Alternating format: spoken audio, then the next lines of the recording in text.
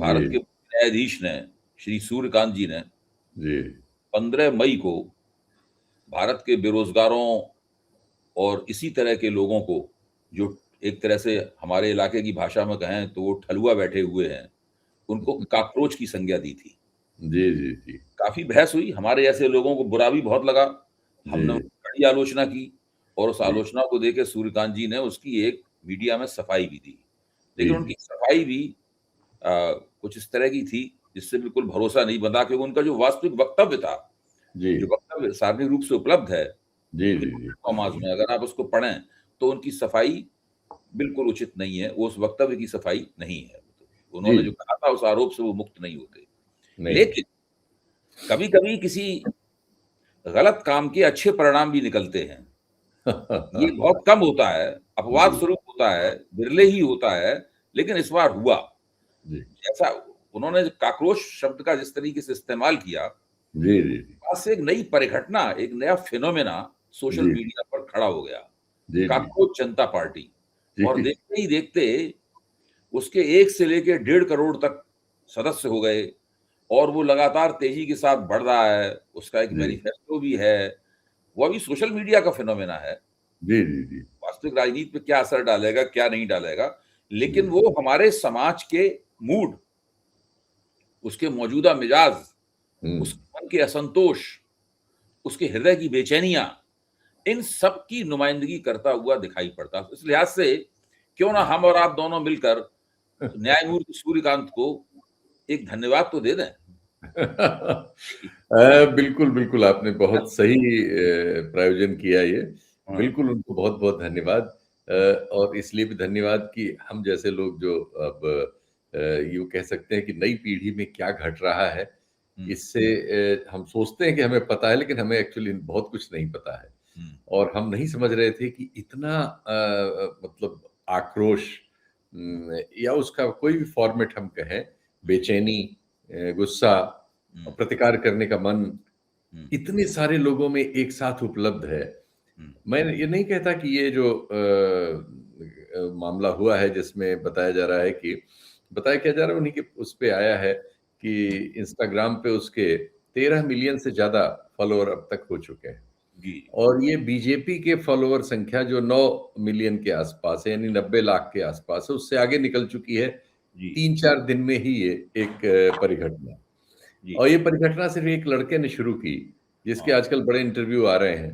हुँ, ये है कि ये लड़के जो हैं आज के जो माध्यम है, हुँ, डिजिटल माध्यम है, इनसे बड़े भिज्ञ हैं, हुँ, टेक्निकली एडवांस्ड हैं, हुँ, एआई वगैरह का प्रयोग करना इनको बहुत आता है। तो हुँ, एक लड़के ने बैठे-बैठे एक चीज़ छेड़ी, एक प्रतिक्रिया की और हुँ, उसको इतने स्वर एक साथ मिल गए, यानी सब चाहते थे ऐसा कुछ हो।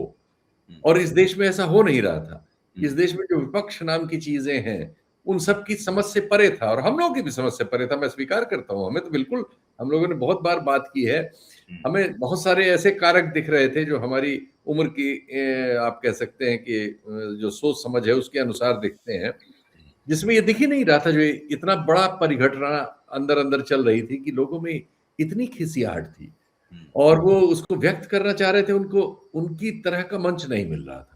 जी, ये उन आज की दुनिया में इस समय जो कुछ जहाँ भी घट रहा है, वो चाहे कलर्ड रिवॉल्यूशन रहे हों या हमारे पड़ोस के सभी देशों में लगभग जो कुछ हुआ है, जो एक जेन जी या जेन ज़ेड के नाम से जिसको हम परिभाषित करते हैं, उनके हुँ, बीच जो प्रतिक्रिया होने का एक तरीका है जिसमें सोशल मीडिया के प्लेटफ़ॉर्म्स का बहुत रणनीतिक इस्तेमाल है, जी, वो एक्चुअली एकाएक विस्फोट की तरह हमारे सामने आया है।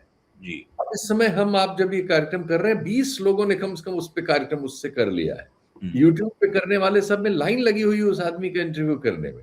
जी, मैंने देखा कि अभी वो बहुत स्पष्ट नहीं है, उसके मैंने इंटरव्यूज़ वगैरह देखे, लेकिन कुछ बातों में बहुत स्पष्ट भी है। हुँ, जिनमें से एक बात ये है कि वो कह रहा है कि आरएसएस से और आरएसएस की विचारधारा से हमें बचना है हुँ, और इससे बिल्कुल किसी तरह का कोई साहचर्य नहीं रखना है।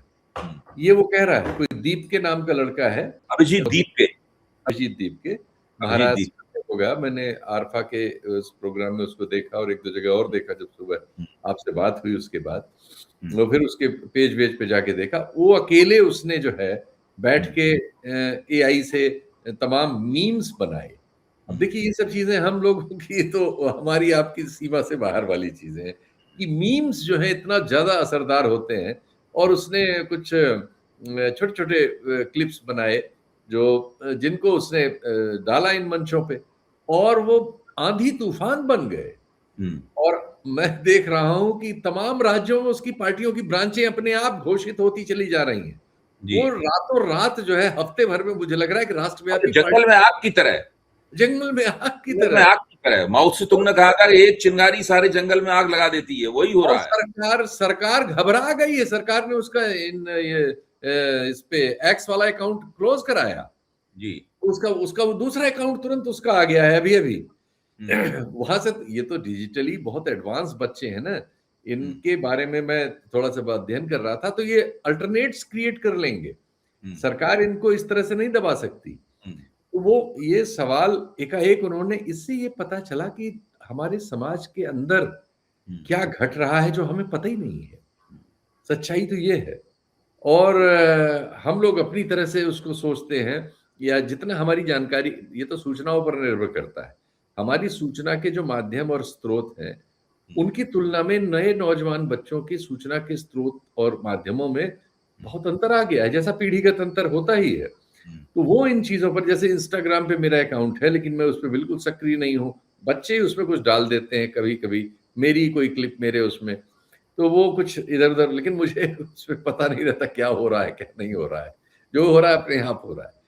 लेकिन ये लोग तो इसमें सक्रिय हैं, इन चीज़ों का उपयोग करना जानते हैं। तो ये इसका उपयोग कर रहा है। तो ये एक लड़का हम्म, अपने कंप्यूटर पे बैठ के, लैपटॉप पे और फ़ोन पर, इस देश में, जिस महादेश में, जिसको मैं महाद्वीप कहता हूँ हमेशा, इस महाद्वीप में उसने वो हलचल पैदा कर ली जिसके बारे में मेरे पास सारे तर्क उसके खिलाफ थे। मुझे ये सब बहुत पता था या मैं कहता था कि इस वजह से यहाँ नहीं होगा। लेकिन अब वो मैं अपने तर्क को खुद ही खंडित पा रहा हूँ कि इस वजह से हो रहा है, जो मुझे नहीं पता था। और जैसी सुबह हमारी आपकी बात हुई, आप भी उतना भिज्ञ नहीं थे इस हलचल से जो 4 दिनों से हो रही थी, चूँकि आप भी मेरी तरह उतने डिजिटली कॉन्शियस लोगों में से नहीं हैं, या हम हम लोगों लोग की पीढ़ी के टेक्सचुअल लोग। लोग हैं। हम लोग लिखे हुए शब्द, छपे हुए शब्द की दुनिया में पैदा हुए, वहीं हमारा प्रशिक्षण हुआ। अभी भी यस। हम जमे हुए हैं। जी, जी, जी। हम लोग निश्चित तौर पर इस दौर के लिहाज से एक हद तक आउटडेटेड तो हैं ही हैं, और हम्म, इसको स्वीकार करने में कोई लज्जा नहीं होनी चाहिए। और ये एक मतलब एक अजीब-सी महक है, ये जो चारों तरफ एकाएक फैल रही है। और इसमें जो भी सक्रिय युवा हैं, जैसे वो जर्मनी में बैठा हुआ ध्रुव राठी या वो सौरभ दास, इस तरह के जो बहुत से युवाओं ने इस दौर को प्रभावित किया है, हमारे समय के नायक हैं ये सब। ये सब मैं देख रहा हूँ कि वो सक्रिय हो गए हैं इसमें। और उन सब की अलग-अलग किस्म, जैसे उसने एक राठी ने इस पर एक वो लिख दिया था। अब राठी इस समय आप कह सकते हैं कि सबसे बड़ा इन्फ्लुएंसर है, सोचने स राजनीति में भारत में। बिल्कुल। उसकी उसके बाद 2.5 करोड़ से ज़्यादा तो उसके फॉलोअर्स वगैरह हैं एक्स और सब पर। जी। तो वो अगर किसी चीज़ पर लिख देता है, बोल देता है, तो एकाएक वो एक हलचल पैदा कर सकता है। ये नज़र आया। और इससे ये अच्छा। भी पता लगा, ये लड़का जो है शायद पहले उसने स्वीकार किया कि पहले आम आदमी पार्टी में था। तो आम आदमी पार्टी में भी जो बहुत सारे डिसग्रंटल्ड युवा जो उससे पहले जुड़े थे, फिर निराश हुए थे, फिर या साथ थे और आधे मन से थे, उन सब में सक्रियता पैदा हो गई है। हम्म, और वो सब के सब जो है इस समय मुझे लगता है कि सोशल मीडिया पर इस एक्टिविटी को बढ़ाने में लगे।